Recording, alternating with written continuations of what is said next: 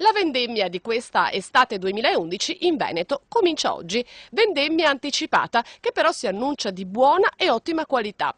Quantitativamente la produzione dovrebbe bissare i dati dello scorso anno, circa 9 milioni di ettolitri di vino prodotto.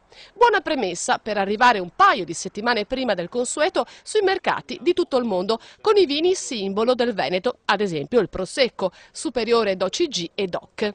Lo ricorda anche l'assessore all'agricoltura del Veneto Franco Manzato, per il quale mentre i grandi vini rossi veneti e nazionali esprimeranno il meglio di sé tra qualche anno, i consumatori di tutto il mondo avranno la possibilità di assaggiare in anteprima, rispetto al passato, i bianchi veneti che esprimono giovinezza e fragranza. Soave, bianco di custoza, pino grigio, cortese, moscato, fior d'arancio, pinello, verduzzo, vespaiolo, colli di conegliano, tai, durello e naturalmente il prosecco sono secondo Manzato un patrimonio del territorio regionale che rappresentano un punto di riferimento nel panorama mondiale dei vini bianchi.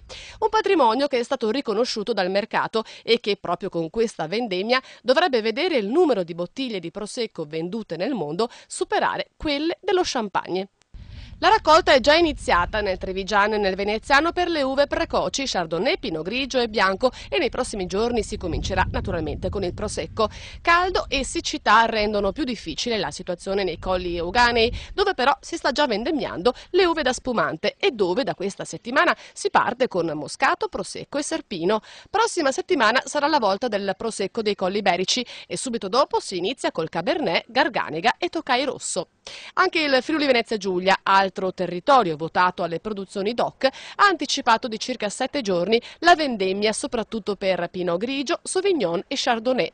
Ora tutti attendiamo di assaggiare, tra qualche settimana, il vino novello.